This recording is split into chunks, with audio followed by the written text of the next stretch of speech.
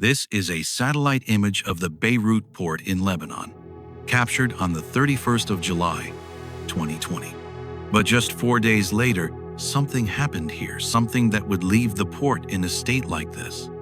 The hangars at the port appear completely destroyed, and in their place, a crater is visible 135 meters wide, nearly the length of two Boeing 747 aircraft.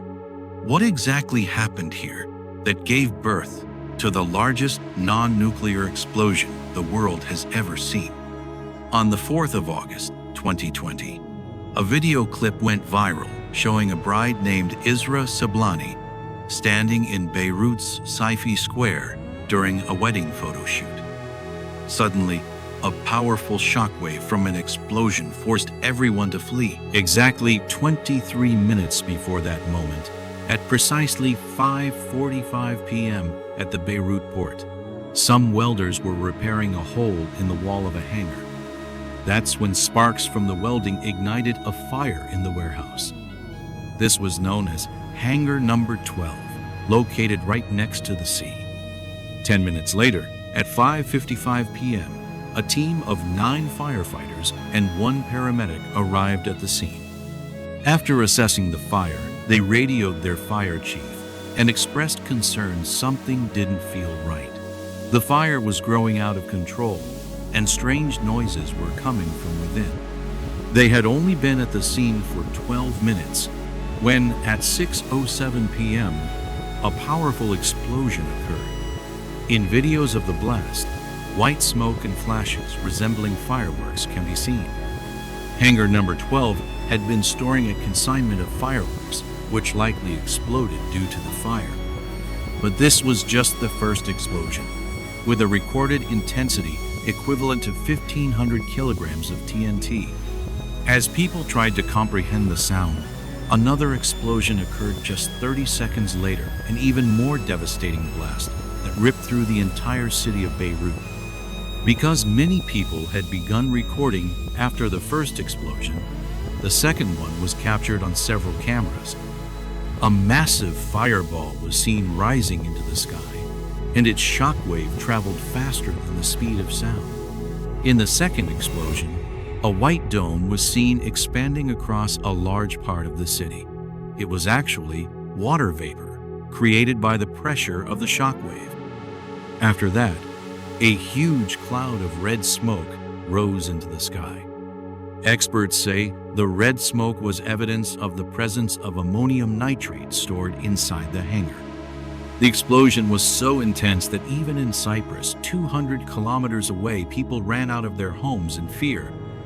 The shockwave shattered glass at Beirut Airport, located 8 kilometers away, and even ripped out steel reinforcements from nearby buildings.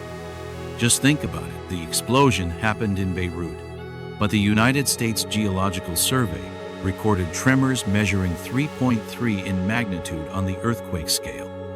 According to scientists at Sheffield University, the explosion was equivalent to 1.5 million kilograms of TNT, 1,000 times more powerful than the first blast, and almost 10% the strength of the nuclear bomb dropped on Hiroshima. All hangars around the blast site were completely obliterated, as if nothing had ever existed there. Ships docked nearby also suffered heavy damage. One 5-star cruise ship, the Orient Queen, measuring 390 feet in length, was lifted into the air by the blast and thrown back into the water upside down. The explosion left a 135-meter wide crater in the ground, which was immediately filled by seawater. Beirut explosion is considered the largest non-nuclear blast in modern history. It even disturbed Earth's ionosphere, the final atmospheric layer near space, causing brief disruptions in GPS and radio signals for a few seconds. What followed was nothing short of a doomsday scene. Streets of Beirut were flooded with destruction. In northern Beirut, entire buildings collapsed to the ground. Uprooted trees, overturned cars, and twisted steel beams were scattered in every direction. The sheer force of the explosion shut down the entire city's electricity supply. bringing rescue operations to a sudden halt. With the help of military bulldozers, roads were cleared so that emergency responders could reach the affected areas. 218 precious lives were lost in this tragedy, and more than 7,000 people were injured. And as for the rest, in the blink of an eye, 12% of Beirut's population was left homeless. Hospitals and medical centers that were supposed to treat the wounded were themselves reduced to rubble. Many hospitals had no choice but to begin treating patients in parking lots and on sidewalks. St. George Hospital, located just a few hundred meters from the Beirut port, was completely destroyed, and yet, even amid shattered sidewalks and debris, doctors continued to treat patients. Still, thousands had to be turned away because even the sidewalks ran out of space. It is believed that the people who lost their homes were sheltered by fellow Beirutis, those whose homes had survived because they were farther away from the port. The fire raged for the next 7 hours, and thick black smoke continued to loom in the sky well into the following day. For days, the air was filled with the acrid smell of sulfur and burnt rubber. But just a few days later, protests erupted all across Lebanon. The people took to the streets in outrage, all demanding the same thing. What exactly caused this disaster? According to reports, Hangar number 12 was being used to store oil drums, kerosene, and dangerous chemicals like hydrochloric acid. Alongside these were 15 tons of fireworks, an explosive recipe, just waiting for a spark. Despite housing such highly flammable materials, the warehouse had faulty wiring, no smoke alarm system, and no sprinklers. And that wasn't all. Another highly dangerous chemical was stored there as well, a consignment of ammonium nitrate weighing 2,750 tons. It had been kept there for the past 7 years, in plastic bags, without any proper safety precautions. This chemical is commonly used in agriculture as fertilizer or in mining industries to manufacture explosives. It has also been used in multiple terrorist attacks across the world. The protesters had one burning question: why was such a massive quantity of ammonium nitrate stored in a populated area right next to thousands of civilians? And who was truly responsible for this catastrophe? It all began in the year 2013. A Russian ship named MV Rosus was on its way from Georgia to Mozambique. The vessel had already spent more than a month at sea, and due to technical issues, it was forced to dock in Beirut. On board were 2,750 tons of ammonium nitrate, which never left the port again. The ship's captain revealed that the vessel's owners were facing financial difficulties at the time. They had planned to pick up additional cargo from Lebanon before continuing to Mozambique. But the new cargo made the load too heavy, and the crew refused to continue the journey. The ship's owner not only withheld the crew's salaries, but also failed to pay the port charges. As a result, the Beirut authorities detained the crew on the vessel for the next 11 months because they did not have visas to enter Lebanon. Eventually, in the year 2014, the crew was released.